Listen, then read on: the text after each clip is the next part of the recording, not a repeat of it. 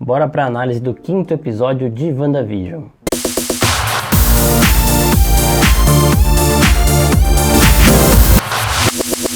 E aí, seus geeks, tudo certo? Eu sou Marcos Veloso e vamos aqui fazer a análise de primeiras impressões aí do 5º episódio de WandaVision. Mas antes eu quero lembrar vocês que tem spoiler nesse vídeo aqui, então se você ainda não viu o 5º episódio, vai pro Disney Plus, assiste, depois você volta aqui.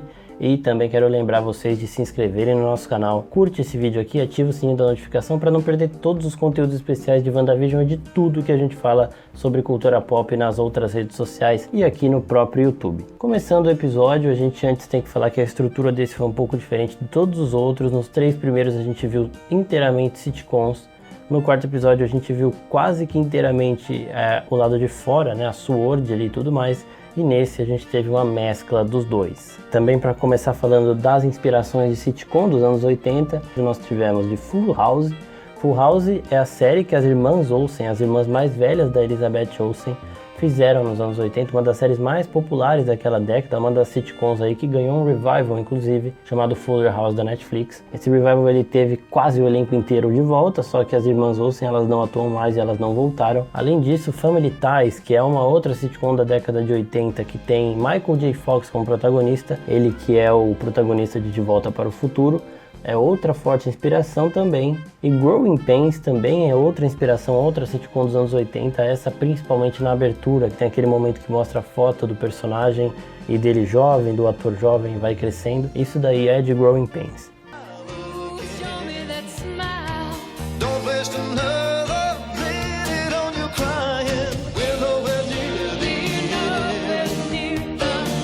Vamos agora para os detalhes do episódio. Começando com os bebês Maximoff que se mostraram resistentes à magia da Wanda. Eles estão lá chorando, ela e o Visão não conseguem fazer com que os filhos parem de chorar. E a Wanda tenta fazer isso com magia. Tenta fazer magia, não funciona, ela mesma se contesta, tipo, por que minha magia não tá funcionando em vocês? E isso daí é um pouquinho estranho. Depois, a Agnes mais uma vez chega logo depois deles falarem que precisam de ajuda. Então, mais uma vez, no momento que a Wanda tá precisando, igual foi no jantar com o Mr. e Mrs. Hart lá no primeiro episódio, a Agnes aparece como salvadora da pátria.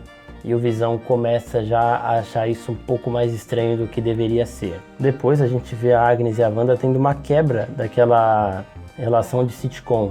A Agnes vira pra ela e fala, você quer que eu faça isso de novo? Com uma voz mais séria. E a Wanda não sabe do que ela tá falando, a gente não sabe do que ela tá falando. E aí ela fala, você quer que eu segure os bebês? Só que essa é a primeira vez que a gente vê os bebês, né? Então em que momento que a Agnes fez isso? Era disso que a Agnes estava falando? Era de alguma outra coisa? Era de ensinar magia a Wanda? Ensinar como se faz tal coisa?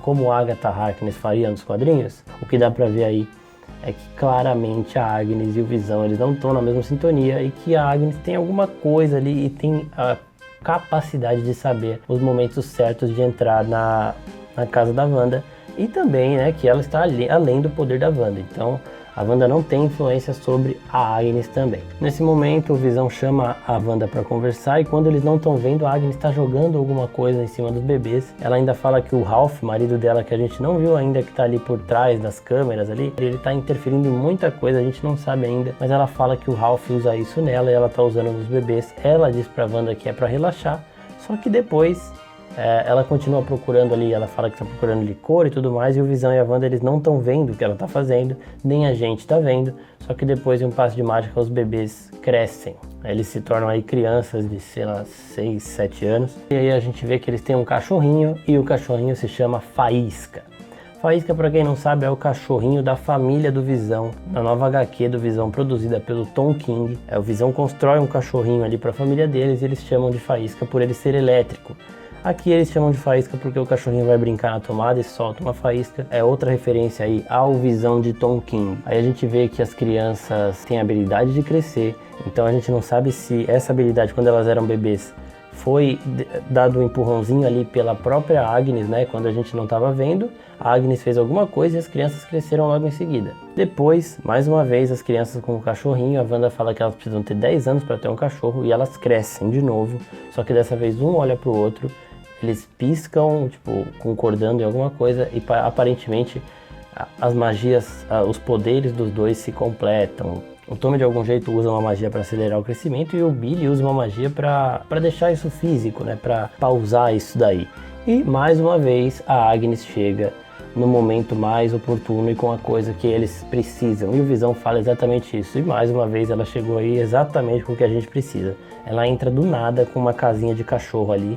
E a Wanda não acha nada estranho. A Wanda faz magia na frente da Agnes. Fala que ela não se importou com os bebês crescerem rápido, então ela não se importaria com magia. E a Wanda e o Visão vão brigando cada vez mais, cada vez mais. E aí o Visão sai de casa para ir para o trabalho. Nisso os filhos dele já têm 10 anos aí. No trabalho acontece uma coisa muito curiosa. A gente vê o lado da SWORD, a Monica Rambeau, a Darcy e o Jimmy fazendo planos ali de como invadir essa realidade da Wanda. Eles falam de um carro de 5 toneladas, acho que consegue furar a barreira. É o carro que a gente viu nesse novo trailer aí, que é o carro que vai na frente de tudo. Ele abre um rombo na barreira e aí o resto da SWORD entra. Isso ainda vai acontecer, porque esse carro ainda está sendo desenvolvido. E depois eles continuam pensando em formas de invadir a realidade da Wanda com objetos ali dos anos 80 que não precisariam ser modificados ao entrar no domo. Eles também mandam um e-mail para o trabalho do Visão, porque o computador do Visão já recebe e-mails, ele já avançou toda a tecnologia de lá. E é um recadinho da SWORD. Nesse momento, todo mundo ali continua funcionando em formato de sitcom, menos o Visão. Ele acha estranho esse recado da SWORD e ele faz e traz uma pessoa de volta para a realidade. Ele coloca a mão na cabeça ali do Norm, igual a gente viu que ele fez com a Agnes também no trailer, e acorda o Norm. O engraçado disso é que no 4º episódio, na ficha que a SWORD tem do Norm, estava escrito lá que ele já havia sido acordado pelo Visão e falado de uma irmã. E é exatamente isso que acontece aqui. Então a SWORD tinha no 4º episódio informações que a gente só recebeu no 5º.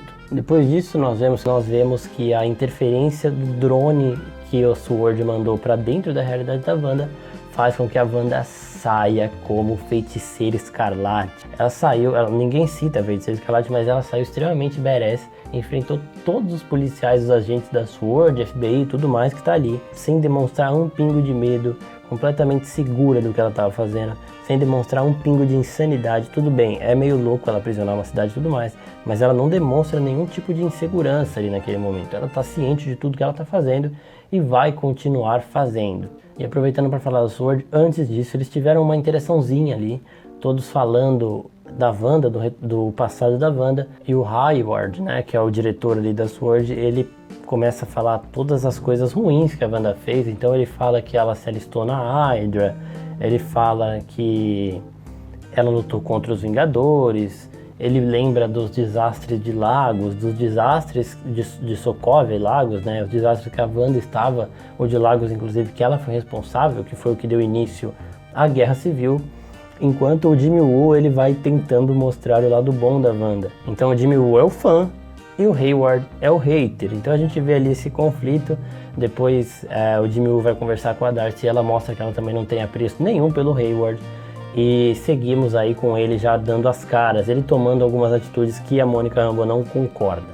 No caso do drone mesmo, quando o drone entra, a Monica Rambeau acredita que é só para conversar com a Wanda, e ele tinha uma arma no drone que ela não sabia. Ele manda tirar, só que claro, não dá certo. Ainda nessas conversas do pessoal da SWORD, principalmente do Dream Team aí, Monica Rambeau, Darcy e Jimmy Woo, eles brincam com o Feiticeiro Escarlate. Eu achei que seria esse o momento que falariam, mas ninguém fala. O Hayward pergunta pro Jimmy Woo se a Wanda tem algum codinome, e ele fala que não, e eles ficam nessa um pouquinho.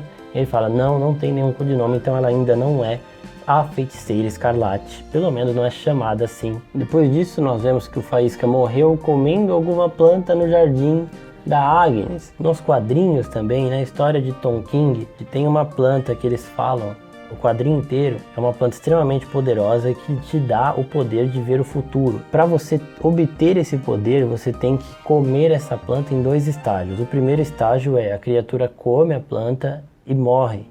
E aí depois a pessoa pega essa planta de dentro da criatura, come uma pétala dessa planta e aí ela tem o poder de ver o futuro. A própria Agatha Harkness faz isso nos quadrinhos. Eu não sei se vai ter isso aqui, eu não sei se foi apenas uma referência, mas isso acontece nos quadrinhos. E aqui o Faísca come essa planta e morre no jardim da Agnes. Então tem alguma coisa diferente naquele jardim. Outra coisa interessante aqui também, que me pegou um pouco de surpresa, é que a gente vê que a Monica Rambeau, nesse momento atual, ela é mais fã da Wanda do que da Capitã Marvel.